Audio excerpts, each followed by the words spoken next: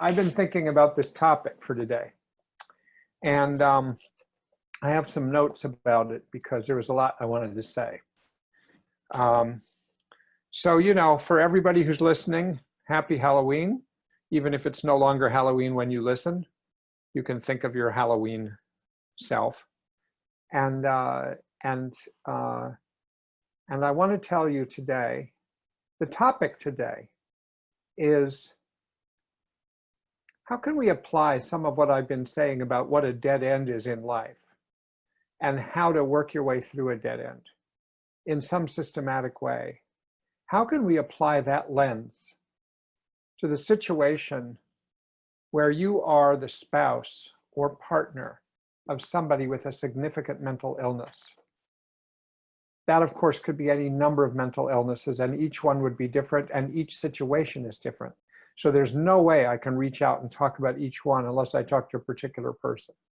So I want to talk you through this. It's a topic that means a lot to me, having known a lot of people and the suffering and the struggles that people have been through. So I want to see if I can say something helpful. So let me tell you first about Bill and Claire. These names are not the names of the real people. And even some of the details are composites of different people I've known. But it goes back about 20-ish years. And Bill and Claire were both about 35 years old. They were married. They had been married for 3 years. They had a 2-year-old child.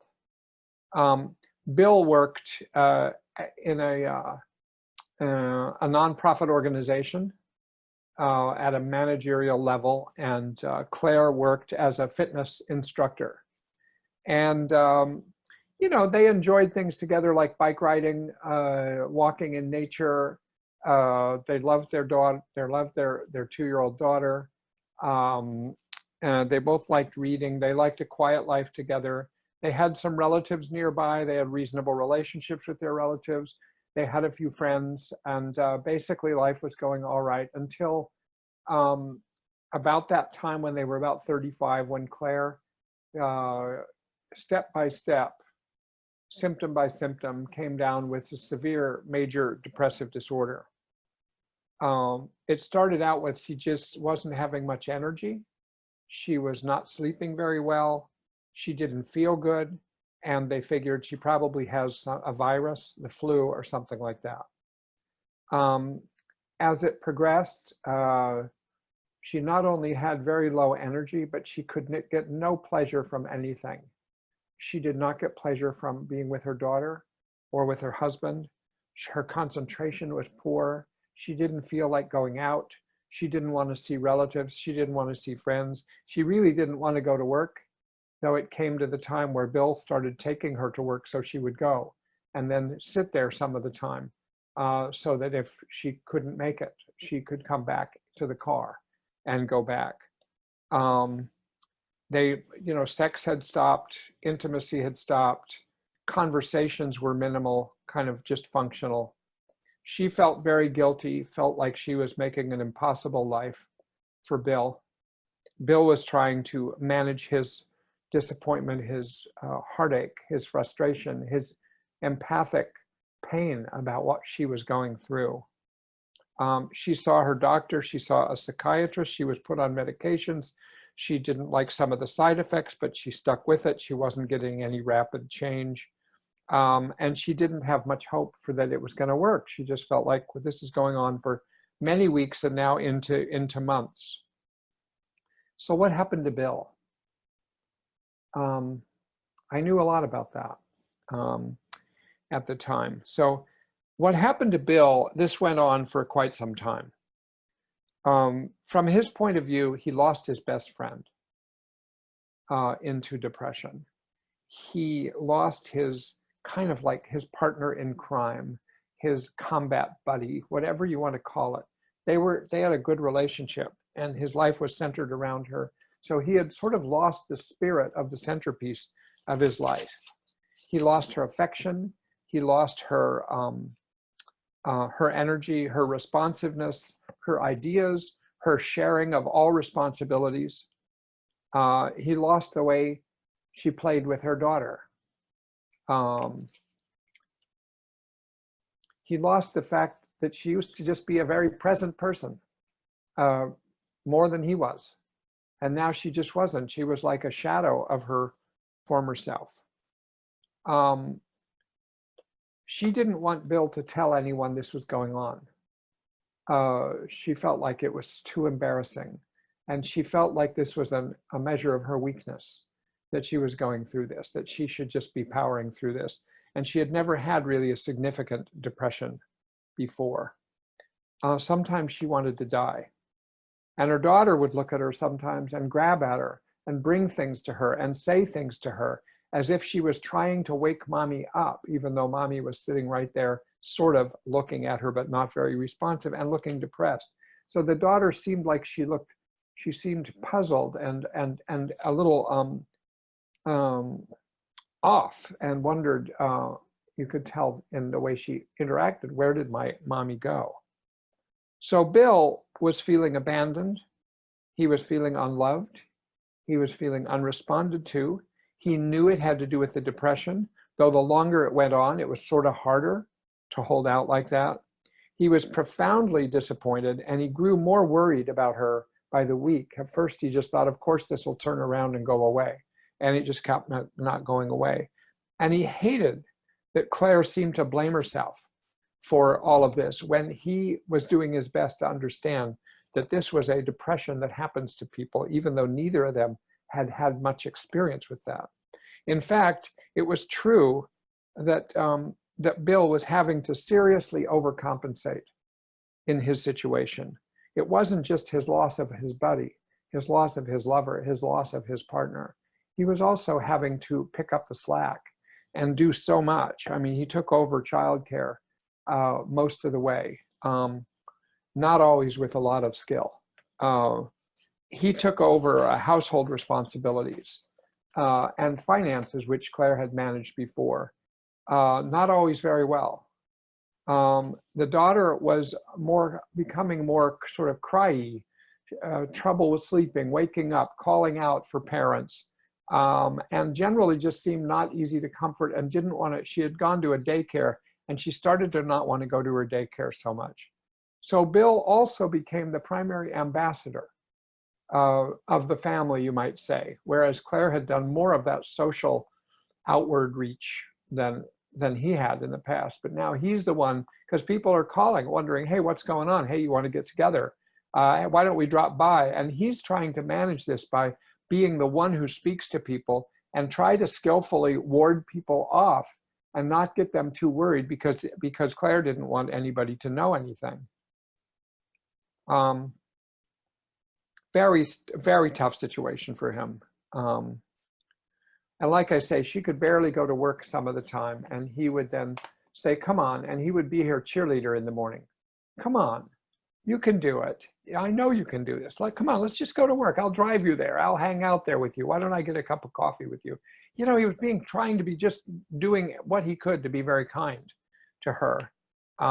He would take her on long drives, hoping that just being out in the countryside and then maybe little walks, but she really didn't want to walk in the countryside anymore. But he would take her and the daughter on drives.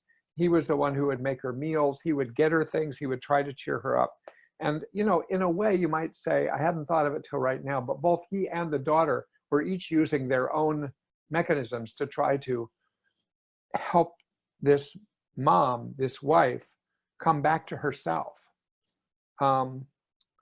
And sometimes some of the hardest times when he is working his butt off and trying to keep up with everything, she would then criticize him because he's not doing stuff the way she thought he should, or not doing it the way she would. And then she would feel regretful that she had done that, but still it stung. You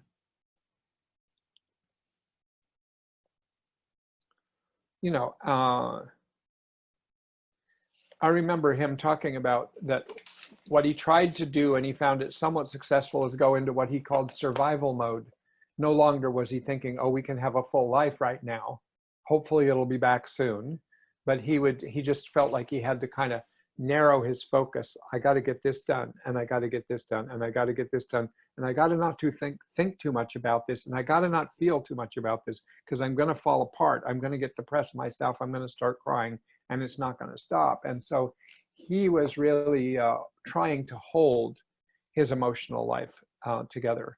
At one point, she had shock treatments, ECT prescribed for her depression after 2 or 3 medicines didn't work. And so he didn't want her to have to go in a hospital. So he sort of just went to great lengths to arrange things so that he could take her, and he didn't want anyone else to know. So he would take her to get outpatient ECT 3 times a week for several weeks. And he would take her there, and it would be traumatic for him as well as for her. And then he would bring her home and try to help her recover. So he was explaining to his boss that something was going on with his wife. He needed time off. And fortunately, there was some flexibility there. He began to drink. He always had a glass of wine now and then, but he began to have a glass and more than a glass of wine every night. He just felt he needed the relief. And then sometimes he would drink harder stuff, which was not what he was especially accustomed to. He also found himself turning to porn more and more, whereas it had been fine before, maybe now and then, but now it was like becoming the center of not only his sex life, but it was becoming something of an addiction. And he was starting to feel that it was taking up all of his spare time at night when he wasn't with his daughter and he wasn't with his wife. And he felt bad about that.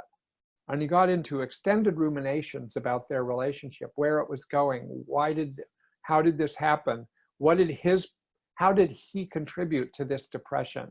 How did her mother, with whom she was conflicted, contribute to this depression? He got quite judgmental about the mother. He got quite judgmental about himself. He wished that they hadn't had a child. And he blamed himself because he knew he had had some thoughts that maybe they should wait longer. He started to find himself being more irritated with his daughter and less patient, and he felt bad about that. He tried to ignore what was going on and stay in his little survival mode. I mean, after all, he had come to conclude after a few months that he could not make her feel better. And you know, it was one of the hardest things for him, and I think it is for people in these situations. You so much want to make your spouse be better, whatever it is.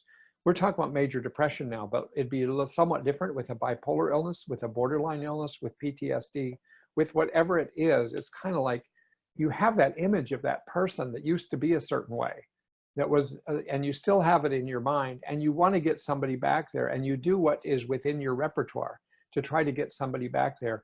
And it's one of the hardest things is that when it doesn't work, and it doesn't work today, and it doesn't work tomorrow, and it doesn't alleviate depression, and it doesn't stop bipolar, and it doesn't stop borderline, and it doesn't, you know, that love and all these efforts actually just bounce off. And that's one of the things that causes burnout. It's one of the things that causes burnout in people in the medical profession is if they do the same thing over and over again, and they try different things, and their patients don't get better. It's just a natural response to get burned out and then to feel like, how am I going to keep doing this? His sleep got worse. He started himself to feel tired and sick.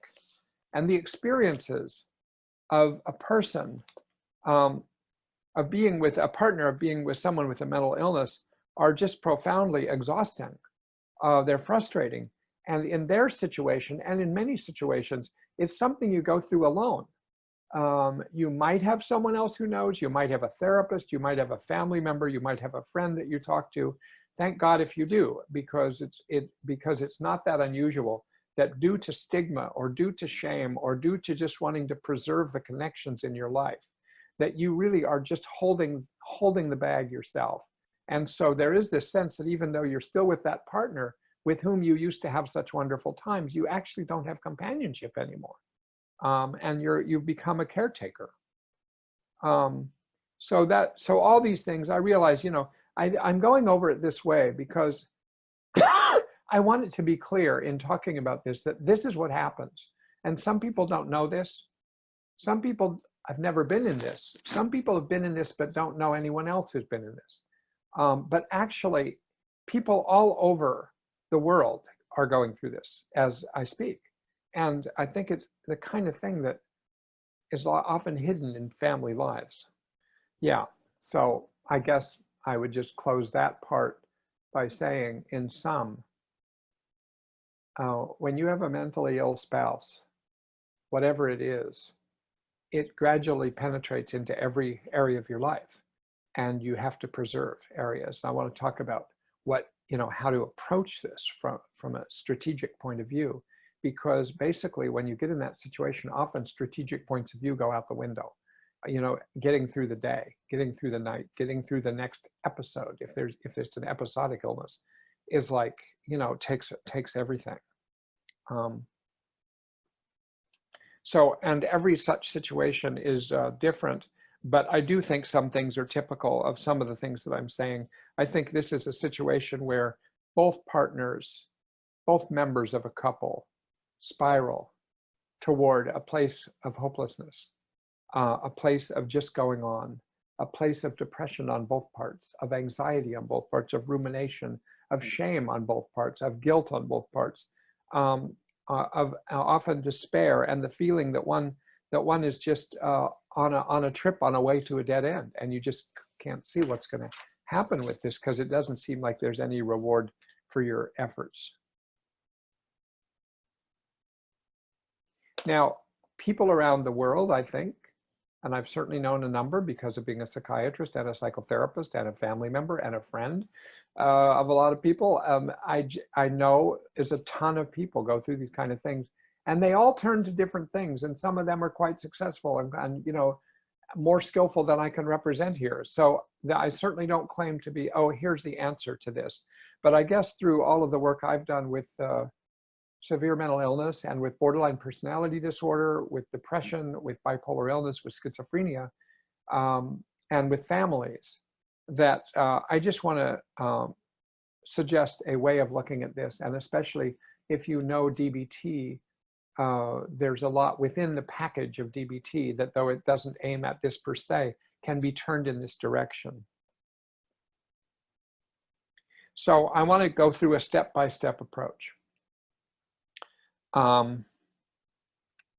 So first, the first thing to explain is something I explained in the last podcast, but I'm going to explain it sharply and very briefly here. It's sort of at the core of how I think about this, is that how do you think of the dead end? Because I kind of think, even though this is an oversimplification, it's helpful to me to think of the dead end as made up of two layers, two levels, two whatevers, and a mixture of the two. But I find it helpful to sort out the two, and I'll tell you why. The first level, I would call, I don't have a great name for this, but I'm in my own mind, I call this the primary reality-based pain that you're in. So that, let's say pain, for instance, sort of the most straightforward example of this, chronic pain, physical pain. You've got abdominal pain, you've got headache pain, back pain, whatever, hip pain, whatever it is that really plagues you, and it really dominates your mind sometime, and it really limits you. So you've got pain, and it's chronic pain. So what I mean then by the primary reality-based level of pain, I mean you have real pain. And if you pay attention to it, it has certain texture. It has a certain nature. It has a certain waxing and waning course during a day. It has certain responsiveness to things you do and don't do. And so if you're really on it, if you're really mindful of it, paying attention to it, you have pain, and you have natural emotional responses to that pain. Disappointment, resentment, anger about that pain. And so that's all of what I mean with every type of dead end. I think there is a sort of reality-based pain. Bill, who I was talking about, it is reality-based pain to have a partner that is mentally ill and isn't functioning the way they did before, what they're capable of, and where it's offloaded onto you, and where things are really unhappy for you, and you're just trying to keep paddling the boat, and keep things going and managing your life at whatever stage of life you're at. And so I would say a lot of what I described to you about Bill, what I would call primary reality-based pain. In other words, there's just no getting around it. Anyone in his situation would be feeling a lot of it. It's natural. He's not doing anything weird. He's not doing anything making it a lot worse. But then there's this other level, and I'd call that the add-on level, the level of a number of add-ons. So you have primary, let's go back to physical pain. You have chronic pain, and it's painful, and you notice it, and it is disappointing, and it has a lot of emotional ramifications. But then, let's say on top of that, you develop an addiction. That's an add-on. Now you had some opiate drug for your pain, and you got hooked on the opiate drug, and now you actually have problem number 2. I mean, and it's on top of problem number 1. And if you ever got rid of problem number 2, the addiction, you're going to still be facing problem number 1, but without having made much progress in it. Because the add-on, whether it's addiction, and I'm going to give you several categories of add-ons to look for if you're in a certain dead end. If you're in an add-on, it essentially has the function of getting you away from the primary pain, which gets you away from the primary source of the pain. So you actually are removing yourself. With an addiction, you're anesthetizing yourself. You're like putting a blanket on yourself. You're like escaping for a while, over and over again, until actually the physiology of the addiction has now become in itself problem number 2. And it's a source of pain. It's a different kind of pain. It was a self-generated pain in that respect. And what other add-ons do I talk about? You know, there's add-ons in the realm of your thinking. So that if you notice, like Bill did, this is really painful, this is really disappointing, this is a heartbreak, this is tiring, and all those things that all you can say is, of course, of course, of course, of course. But then if he goes to the level of, fuck her mother for doing this to her, or I'm such a shit the way I treated her and I caused her depression, or look, the bad decision that we made, and starts ruminating about the bad decision we made to have a child. We never should have done that. That's now what I would call an add-on. I mean, yes, it comes naturally, but actually it's not quite as close to the actual pain itself. It actually is getting away from it. If you judge yourself when you have pain, let's say you have physical pain, you're noticing physical pain, you're mindful of physical pain, you're making adjustments to your physical pain, you might be trying to find a way to compensate for it, to make it better, to live with it, whatever it is, and keep functioning. But if you start ruminating about why you got physical pain and how unfair in the world it is that you got physical pain and your brother didn't, or you start ruminating about how this is going to end everything that's meaningful to you in life and make it so, you know, I had physical pain at one stage of my life before we had children. And, you know, I was having hip pain, which turned out to be osteoarthritis. And it became pretty serious, but it was bad enough. But then when I would lie around at night and think, oh my God, my kids are going to grow up, I'm not going to be able to play with them. You know, I'm not going to be able to shoot baskets with them and run with them and swim with them. And that actually was an add-on. I mean, that was an additional source of suffering that I imposed by my own thinking. Because the reality was whatever the reality was. The reality was that day I was in pain. The previous day I was in pain. The reality was the pain waxed and waned, depending on what I did. So actually I was making it in my mind. I was sort of globalizing the pain. I was catastrophizing. I was overgeneralizing, overestimating the risk that it was going to destroy my life. And really, you know, that wasn't helpful.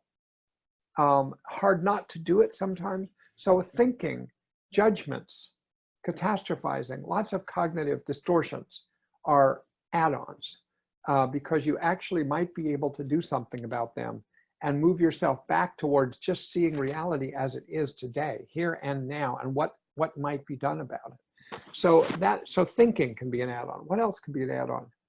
You can start doing things with poor judgment and impulsivity, which then complicates your life. So if Bill, which he didn't, but he had thoughts about because there was someone at work, started to have an affair as a runaway, as an escape, as a way to cope with his pain, his primary pain, that would be an add-on that would then inevitably complicate his life.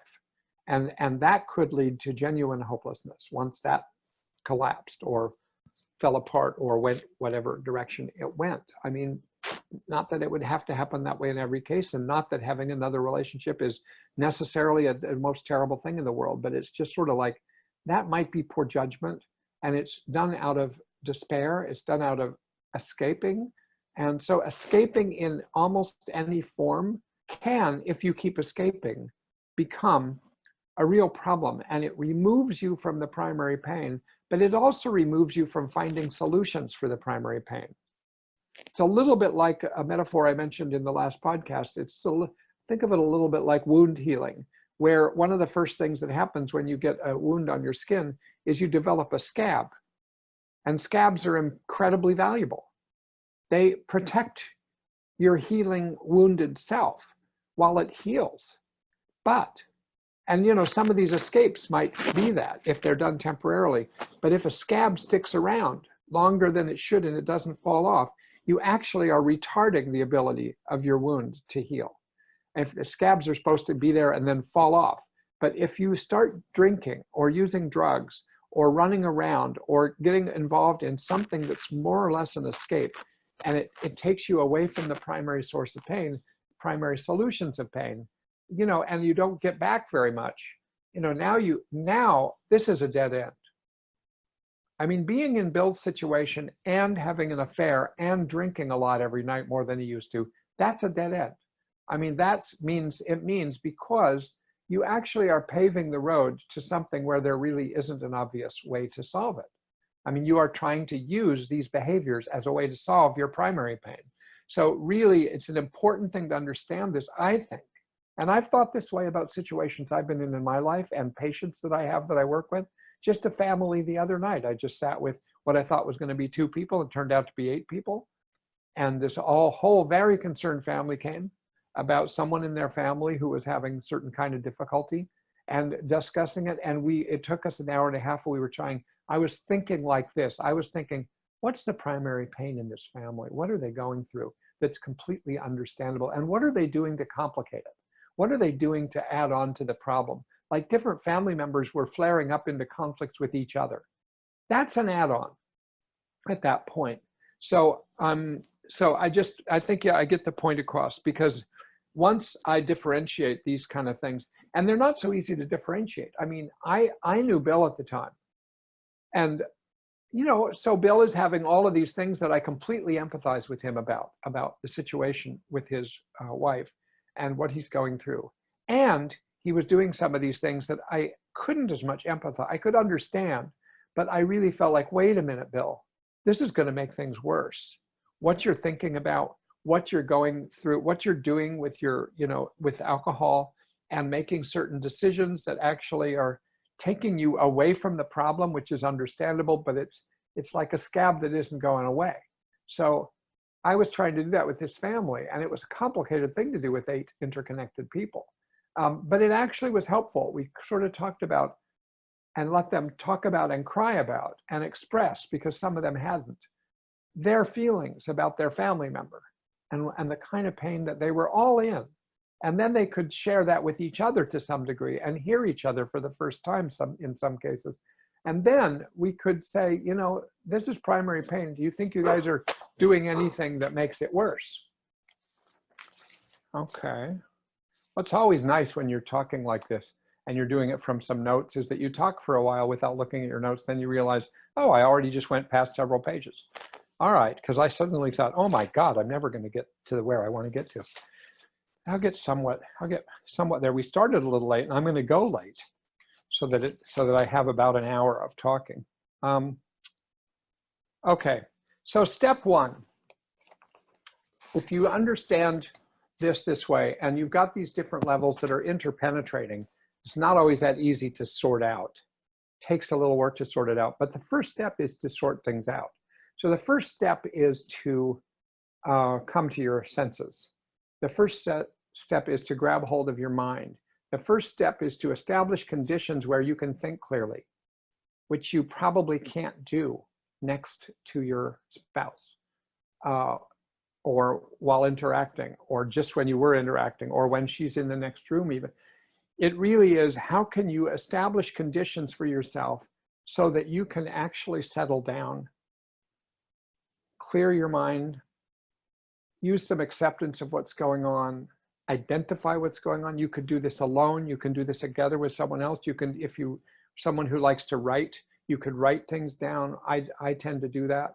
I mean, and so that the idea is to let the contents of your mind settle so that you can actually see the difference between some of the level one, some of the primary pain you have, and give yourself validation for that and compassion for that, or be talking to someone else who helps do that. And then what you're doing that is complicating matters, because primary pain itself, as painful as it can be, I do not think of as a dead end. I think there are multiple solutions to pain, multiple solutions to, you know, what did they say? I grew up in a small town with people who never think psychologically. They would say little sayings. They'd be up in our kitchen, actually. But yeah, into every life a little rain must fall. It's not a little for some people, but it's a good start for a highly Swedish family to say something like that. And so first you kind of get to where you can settle. Now, in the world of DBT, which is not all I would do. I would do anything that helped me get in the conditions where I could think clearly and I could settle and I could just go through hell and still be there, and then come through it and talk to somebody about it, and then think, oh my God, well, I wonder what I should do about this. To get there in DBT are the mindfulness skills. There's 6 mindfulness skills that are essentially the pathway to getting into wise mind. And wise mind, basically, from a certain perspective, is just reality mind. It's seeing what's actually real, as opposed to getting caught in hijacked by illusions, by judgments, by clutter, by all kinds of things, you know, end runs around life. It's sort of like, you know, just facing it, just settle down, just see what's going on, just name what's going on, be with what's going on. Even if you get from here to here, it's a better, I mean, you don't get all the way down. You're not going to sit and meditate under a tree for 40 years to get to this point. I mean, this is like, and you might not meditate at all. But the idea of mindfulness is that you observe what's going on, you describe what's going on, you try to participate in healthy things so that your mind can be totally immersed in something that's perfectly benign, but a good thing to do, whether it's music or activity or something, or a conversation with somebody, or a good book where you can just be in the zone as much as you can, because that really helps you settle in the long run. And where you become aware of what's a judgment and what's not a judgment, and not to fault yourself for judgments, but just to notice, yeah, I'm having the judgment that we shouldn't have had a child. I'm having the judgment that my wife's mother made this happen. I'm having the judgment that this will never end and life is no longer going to be worth living. I'm having the judgment that I'm really a jerk because I really get irritated with my wife, even though she's suffering. And so all these judgments, if you can catch them and say, I'm having the judgment that blah, blah, blah, or even if you can make it one more step removed and say, I notice I'm having the judgment that, then you sort of get a bead on your judgments and your cognitive distortions, and then they pack less power. Not that you get it totally away from them, they'll still fly across your mind, but if you can defrock them a little bit, I think it can help you. So this whole first step is that, and it's sorting out what is happening that's primary here? What is happening that's inescapable pain? What is happening that I'm adding on to it, or other people are adding on to it? And if so, how can I turn in a direction where I let go of the add-ons? Whether the add-ons be thinking processes, emotional process like runaway emotions, actions that are not very well advised, addictions, things that I'm doing that make my body worse, like I'm really not taking care of my body. And it's sort of, it's becoming itself an add-on, because now I usually take care of myself, but now I've gone months without doing anything to take care of myself, and I feel like shit. And that's an add-on. I actually could do something about that one. So it's sort of like sorting out the add-ons versus the primary pain. Validate yourself for the primary pain. Acknowledge that, yes, you are in a bad situation. Yes, of course it's depressing. Yes, of course you're upset about it. Yes, of course it's hard to manage every day. And you're doing stuff that is an end run around it. And let's get back to just facing it. It really is the essence of the treatment of PTSD too, is that it's all about exposure to the primary pain, that it results from the original traumas. And so every model of treatment about PTSD captures this same idea, is that there are these things that we do that escape, things that we do that avoid, things that we do that ignore. And then there are things we can do that point towards the primary source of pain, point towards the things we're remembering but not wanting to think about. And it's painful. We have to get ourselves in a condition where we can do that. And then once we can do that, it actually changes a lot. It might not change Bill's wife, but it might change Bill to have this. So if this is step one, where do we go from there? And it's not like there's an easy, that there's step one and then you stop with step one. And there's a little bit of a problem with calling it step one and the others 2, 3, and 4, because actually the sequence with which you do these things and the degree with which you do these things probably varies from person to person. So it's a little artificial to call it these steps, but these are natural ways to think of it, but don't get rigid about it. I mean, do something towards establishing conditions where you can put yourself in a place where you can think more clearly, not all at once. It takes a while to grasp these things. Sometimes it takes quite a while to grasp these things. But if you try to grasp them, all of a sudden, one day you wake up in the morning and you say, oh God, I get it. I get it. I get what I'm doing. I get what I'm doing that makes this worse. I get what I'm running away from. All I have to do is face that this is real. This really happened. And it's sad. And it's painful. And it's irritating. And it's frustrating. But you know what? That's all it is. Now what? And then you're in a different place than you were before that, when you felt you had to run away from the primary pain. Now you're sort of getting around your mind around the primary pain. You're moving towards it. But to do that, you have to get away from the add-ons. And then you have to be able to focus in again and again, maybe. I mean, a good therapy can do this. Counseling can do this. A good friendship can do this. A relationship with a pastor or a rabbi can do this. I mean, another family member. I mean, or someone can do it themselves to some degree. So all of that. So what's the step after that? To me, of the various ways to put this, the next step would be, okay, with a clearer mind, with a wiser mind, with a less cluttered mind, I would then try to focus in on what needs to be solved. And what can I solve? And it brings in the serenity prayer. What can I change? Because you can't change it all. Bill could not change Claire, I guarantee you that. He did everything he knew how to do, and surprise her with things, and nothing. I mean, she was caught in her brain of depression until it alleviated, which it did after quite some time, and in a way that really led them to, again, have a really good life.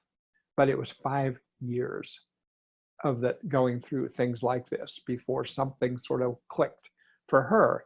But so what is he doing during that time? You're figuring out, what can I solve here? What can I do? My recommendation in situations like that is you really, if you can get clear first about what's what, and just either enumerate to someone else or to yourself, or write them down. Say, here's what needs to be solved. I need a better plan for taking care of my daughter. I need a better plan for checking on my wife, but not being overly obsessional about it, but also not being too neglectful about it. I need to find a balance where she feels like I'm checking in on things. I need to do a little research about her illness, because I'm the type, you might say, that wants to know about these things, and I can go on the internet, or I can talk to a doctor, or I can listen to a talk on YouTube or something. I want to get smarter about what she's going through, so that if there's anything I could think of that would be different, I don't mean finding a new cure, but just assist her. Maybe I haven't been doing that because I've been busy running away from my pain. So now looking at the situation with my wife square in the face, is there anything I can do on a regular basis that actually moves towards a solution? And that doesn't necessarily mean a cure, but a solution to the agony of daily life. Something. one thing at a time, because it's not going to be a big fell swoop, that sort of thing. You know, say, oh, I'm going to take her on the vacation she always wanted to go to. But let me tell you, people who are depressed when they go on vacation often get more depressed because they're aware that they feel terrible while they're on vacation. And so it really is like, makes for the worst vacations of a couple's life. So I think that you try to solve what you can solve. Within the DBT world of skills, there's two sets of skills here for this. Well, one main one. One skill within DBT, and it's within an emotion regulation module of skills, is called problem solving. And I pull that out of that module and say, because it's just such a clear, evidence-based, comes from decades of work in cognitive behavioral therapy. It's just a many-step, how do you solve a problem? How do you lay out what the problem is? How do you brainstorm all possible solutions without editing any of them? You got like 25 solutions, most of which won't work, most of which can't be done. But actually that process generates a few solutions that maybe some can be tried. And then you zero in, circling out, it's like you had 25 solutions, you end up crossing out 23 of them, but there's two that you think, you know what, I never did that. That actually might be helpful. And then you say, okay, I'm going to select that solution, and now I'm going to try it, and I'm going to keep track of whether it helps. I'm going to talk to my wife about whether it helps. I'm going to check in with myself whether it helps. So, you know, it's basic problem solving. The same set of things you would do if you have a leaky faucet in your house or a noise in your car that you don't understand and you want to solve it yourself. It's the same exact process. It's just with human functioning. So I think that the first, that problem solving set of skills, and the other major set of skills, because a lot of these things will be interpersonal. How can I talk differently to my wife? How can I actually deal differently with my daughter, who's now 2.5? How can I tell the relatives in a different way that's more, you know, and they are the interpersonal skills in DBT, telling you how to talk to people, to ask for what you want, or to convey information, or to say no to people that you're trying to say no to, but in a way that doesn't alienate them. And in a way that doesn't make you feel like shit. I mean, these are essentially what the skills are, and how to maintain relationships. Because I'll tell you, one of the things that made Bill go under for a while was not only was he drinking more, and he was filled with ruminations, and he wasn't sleeping very well, and he doesn't keep up his exercise routine or anything else that's his usual stuff. He was letting relationships fade because he was obsessed with what's going on at home. And it's completely understandable. But it actually, if you stop and think about problem solving and relationships, it's exactly the wrong thing to do. You've got to be ready for the long haul, unless you're planning to cut and run. I mean, you've got to keep those connections out there. So even if you're about to go to dinner with an old friend and your wife says, how can you leave me, honey? I'm going to be so insecure here. I'm feeling so depressed. I feel so bad. You know, are you coming back? Yeah, of course I'm coming back, honey. I really need to keep up my friendships so that I can really like be present with you and have energy and stuff. So I'm really, really sorry. And you know what? I'm going to call from dinner and check in with you and see if you're okay. You know, and so, okay, very important to have that kind of interpersonal maintenance, like maintenance of your body and maintenance of your sleep and maintenance of your nutrition and all these things that basically go to hell in situations like this and then just complicate everything. And it wears on you slowly but surely. So interpersonal skills is part of the solutions that you have. Problem solving is part of the solutions you have. Everything you know about just practically solving problems is part of the solutions. Not all of this contained within DBT. Then the next, so the step after getting clear about things, getting into wise mind, figuring out what you need to figure out, sorting out what you can do something about, is, okay, let me solve what I can solve. And part of that is solving things outside yourself, like interpersonally, solving things situationally. But now the next step is trying to solve your emotions. So that's, you literally go from, can I solve this problem? Okay, I'll solve what I can, but what about the parts I can't solve? They make me feel terrible. Okay, can I solve something about my emotions? Can I actually take better care of my emotions? And that is where DBT is a really world-class place for recommendations, because it's all based on the idea of emotion dysregulation was the basic idea of DBT, is how do you treat people who keep getting dysregulated emotionally? So in the emotion regulation module, there's a whole thing about how to understand your emotions in a model. What are the functions of your emotions? What are the myths you might have about your emotions? And these are like, illusionary thoughts.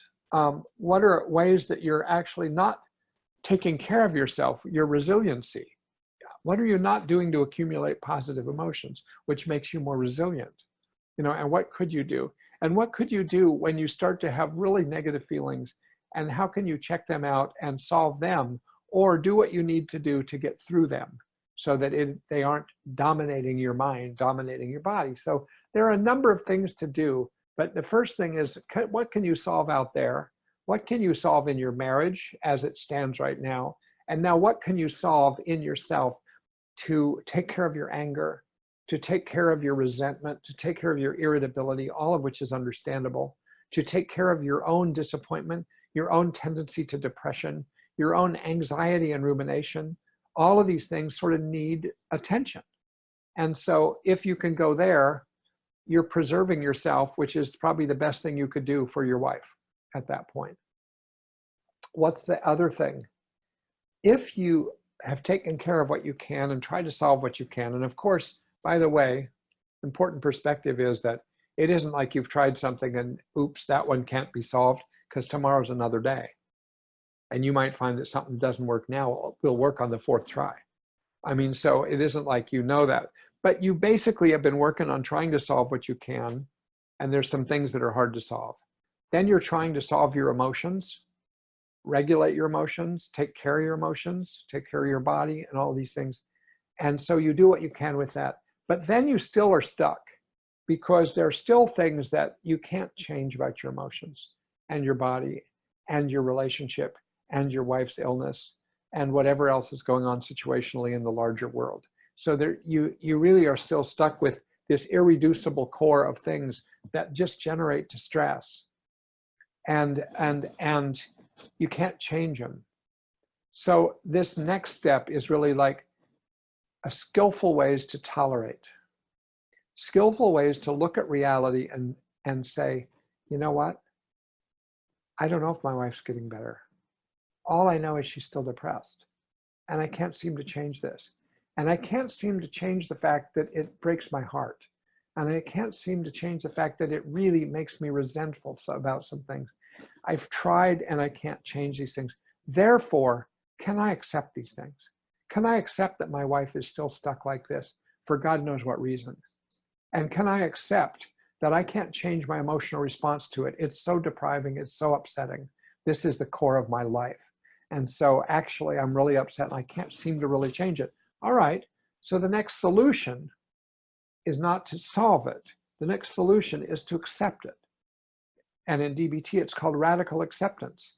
And this is within the module of skills in DBT called distress tolerance skills, which actually at the beginning of DBT, 30 some years ago, Marshall Linehan used to call it the reality acceptance distress tolerance module, because it's made up of two sets of skills.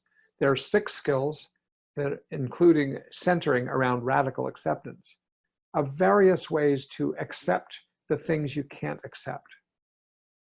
And it's very helpful, but it requires going over and over. And it's deep. It's maybe one of the deepest parts of the whole treatment. And then there's 6 skills for trying to get through a rough time without making things worse. And they're called crisis survival skills.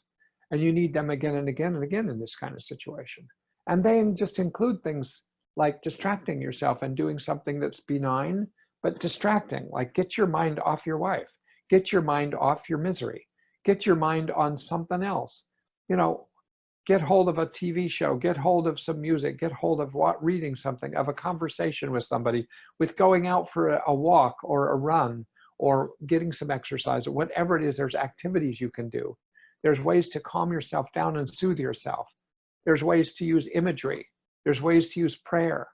There's ways to try to extract meaning out of the horror you're going through.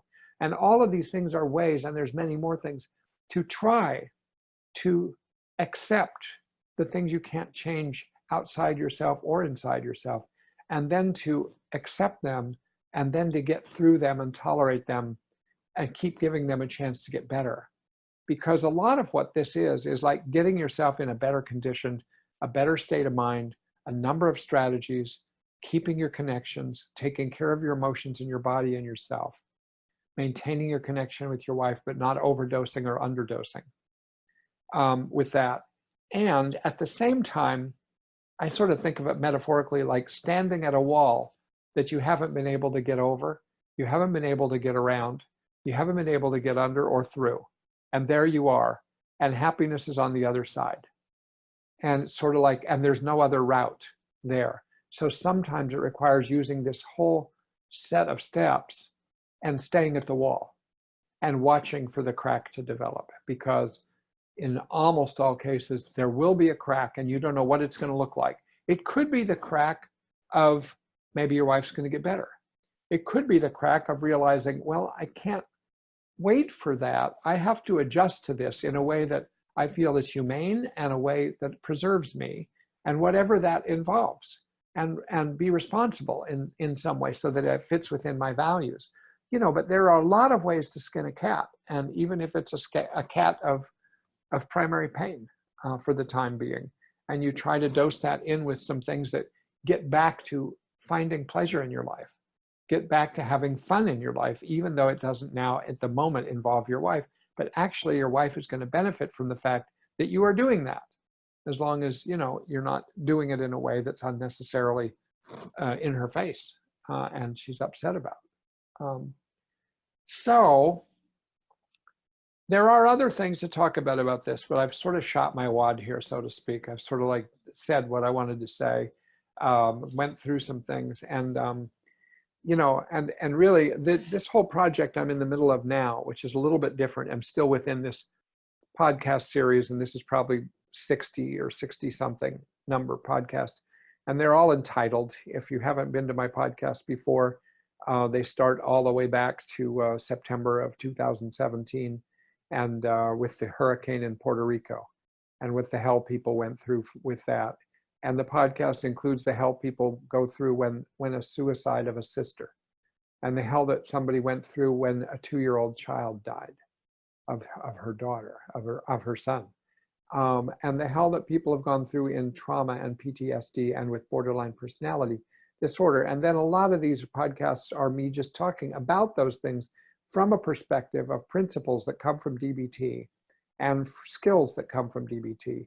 But the current project within this larger project that I've just gotten onto now is I want to go through a variety of kinds of dead ends that people get into in their lives and see if I can speak to them in a way that is at all helpful, you know, or lead somebody in a direction where they find something helpful. So this was the dead end of being married to somebody, or be a partner of somebody, or being loving with somebody who is suffering from a mental illness.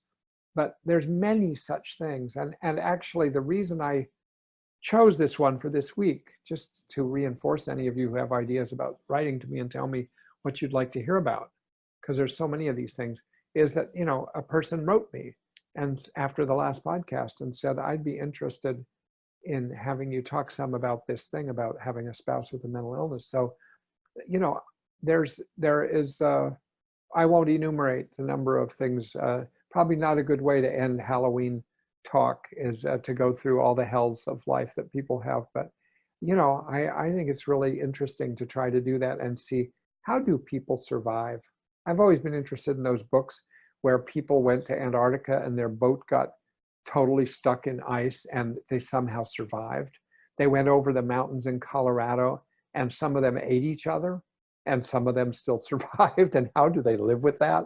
And how do they go into a prison? How do people survive a concentration camp and still carry on a life? Has always just been, oh my God. I mean, these things are baffling to me, but I think there's lessons in all of these places. So just, I'll be happy to try to speak to ones that people bring up. So please feel free to email me if you want at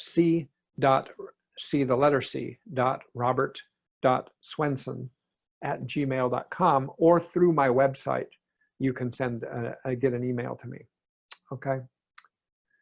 So while I'm talking to you this whole time on this podcast, just so you know, actually there's one person listening, and he's sitting opposite me, so to speak. He isn't sitting opposite me. He's at his house, wherever he is. And I'm seeing him, and it's been very meaningful to me that you've been there and that you're listening to this. And I hope that this was helpful to you and to anyone else who listens in. But it also does help to actually see people, even though I've actually gotten pretty good at just talking in the dark. But it's nice to talk to somebody who I can actually visualize. So thanks for being there. And I'm going to sign off. And I don't live where trick-or-treaters come. Actually, I'm out in the woods, but so I don't have to worry about that. But I think I'll go have some candy. So everyone who's listening, take care and tune in, and you'll find out whatever's going to be the next form of dead ends I'll talk about. I'll be putting on my website and put out wherever I announce these podcasts. Okay, take care, and Don, bye-bye. Thank you, Charlie. Yeah, take care.